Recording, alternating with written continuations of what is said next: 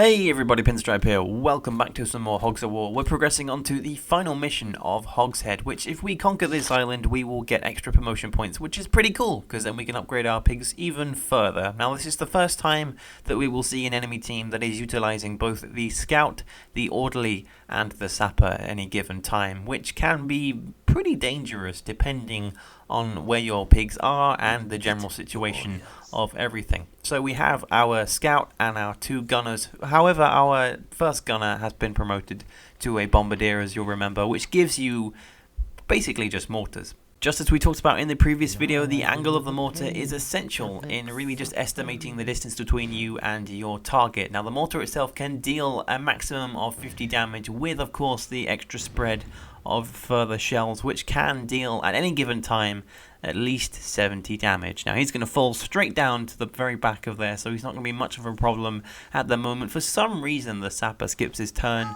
Not entirely sure why. He does have a shotgun. The spread on it is pretty disappointing and can be very inaccurate because the spread just sort of sprays everywhere and you end up dealing, instead of 30 damage, 15 instead. So not a very accurate shot over here, by the way, kind of overhitting it slightly, but dealing at least something on that extra gunner.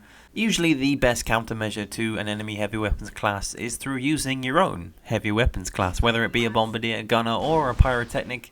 Either way, you've got that extra range to also, and I will stress this, try and knock the enemy into the water. They cannot swim, pigs are unable to swim, and they will lose a huge amount of health. I do really enjoy this mission, but my other three pigs aren't able to utilize their full potential because of the distance between the islands. If you're on one specific island where this scout was beforehand, then you're able to walk over to where this other scout is hiding in a little box, which, if you remember, you were able to do as any sort of espionage class, which is pretty cool. But once you jump off that bridge, you are unable to then go back again, unless you want to swim, but you do lose, as I said, a lot of health through swimming. But this scout has picked up some mines through pickpocketing, which is pretty awesome.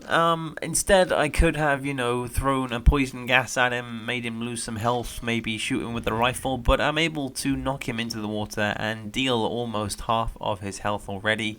So that was pretty cool. This was a really silly moment in the game. This guy is perched on the edge of the island and kind of kills himself. But I'm surprised how he didn't actually hit the orderly that is right next to that house. I honestly don't know how he did, but either way, saved me a turn, saved me taking damage, and, he's dead. I don't have to deal with him. It is just a win-win with me. For some reason, the camera angle went a bit weird here as well.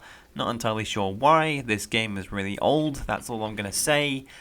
And this really proves my point as to how the sapper is really not the best class when it comes to distance. I mean, all I can really do at that point is shoot him with the shotgun, which deals 30 damage, but at the same time, he has a huge damage output and could do way more if he was up close. Again, I could have swam, I could have done this, I could have done that, but at the end of the day, if you just want to deal some sort of damage and move on to the next turn, then that is really the best thing. Now, I tried to strategize here because I knew that the scout was hiding in the box again, trying to deal some sort of damage onto his box. And, the box, I think, has a maximum health of about 30, so... No, actually, it has about a maximum health of 20, so as soon as it takes 20 damage, it will explode, exposing the pig inside, and he will then take further damage depending on how much damage is taken with the box. So if you shoot the box or even with a rifle that deals 20 damage, then it will only damage the box and the player will be exposed, taking no damage. But if you shoot him with a bazooka, which deals 40 damage, he will take 30 damage, I believe. So I think it's like minus 10 each time, something like that. It's, I don't know, there's a lot of numbers in this game that you have to kind of get around each time. But my scout there taking 30 damage, not going to be too much of an issue because he did pick up those health crates, giving him an extra advantage against the sapper. Now my gunner's going to kill the other gunner on the other side here with a lovely accurate shot, dealing the maximum 40 damage on him. And yet again, he is not going to be too much of an issue. So that reduces the enemy's range as far as bazookas go and allows my team just a little bit of relief because it's the three weakest classes now that I'm up against, so it's not going to be too much of a problem, especially if he's going to throw grenades and throw them into the water.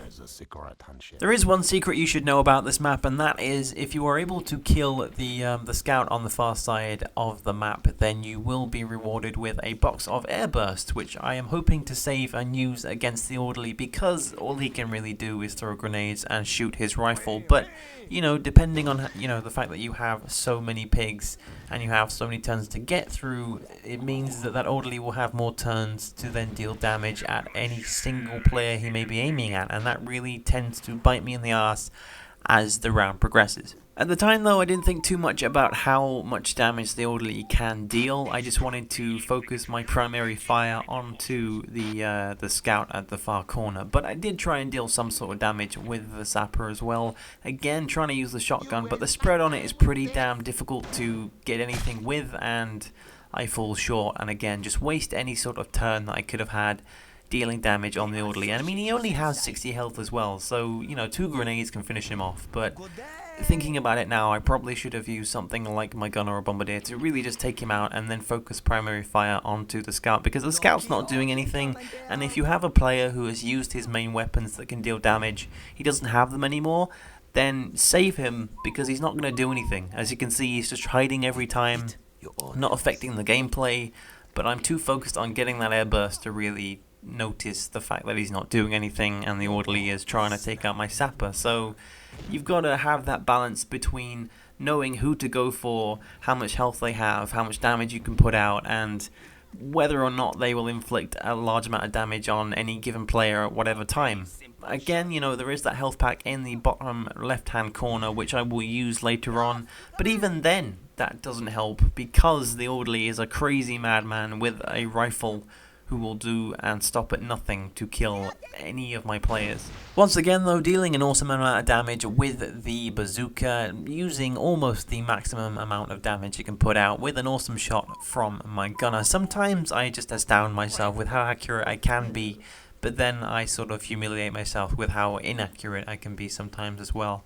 So the scout at this point doesn't really have anything to do, and I try and utilize his rifle from here. To be honest, I forgot that you are able to circle round behind the orderly and shoot from there. I thought that that part of the map was actually restricted, but it's not, and you are able to use it to your advantage. So the sapper here taking even more damage, but it's cool. It's his turn next. He can go and get the health and try and do something, but having that shotgun is really damn annoying because it doesn't do anything, and I want to maybe swim to the island, but I'm just too scared about taking too much damage.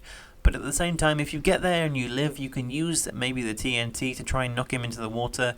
If you if you place the TNT down at a certain angle that sort of pushes the enemy in the opposite direction towards the water, then, you know, you will be dealing huge amounts of damage. As I have mentioned before, this game is all about angles and knowing how to move the pigs around on the map.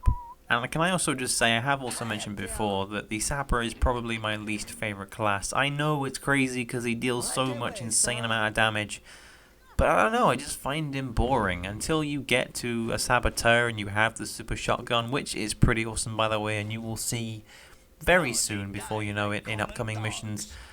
You know, it is a really fun weapon, but him as a class, I don't know, I prefer something like a gunner or just heavy weapons guy, because they can use mortars, they can use bazookas, and having the range, I put that before damage in a way. Even though I'm dealing a huge amount of damage anyway with the gunners, the sapper can deal even more and just decimate any team that is put in front of him.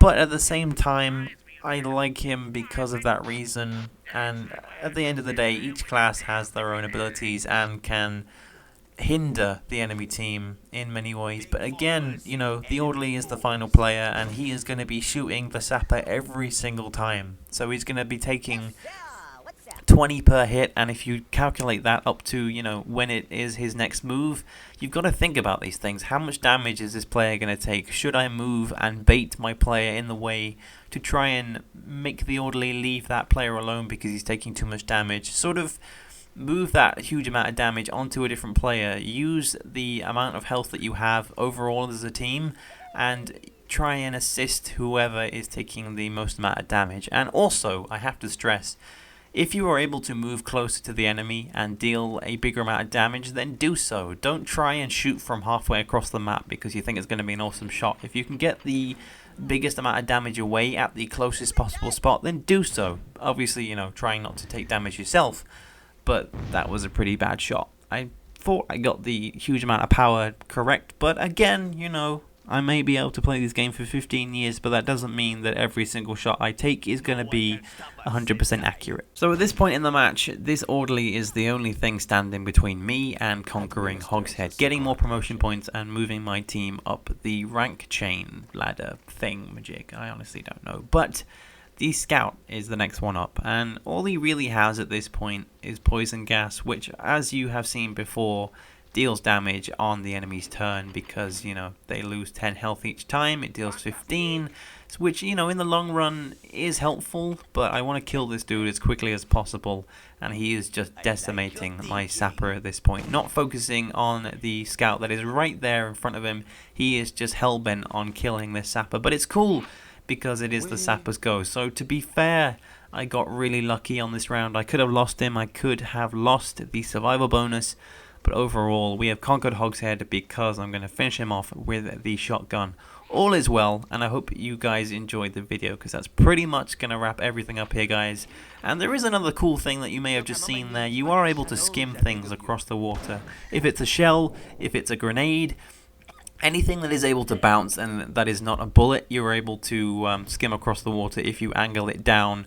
Not throwing it directly into the water, but making so that it is just above it and can bounce above the top. So Hogshead is ours. We have conquered the first island of the game, and we get the lovely, delicious promotion points to promote everybody, and all is well with the world. So let me know your thoughts and comments and everything in the comments below. Believe it or not, crazy I know.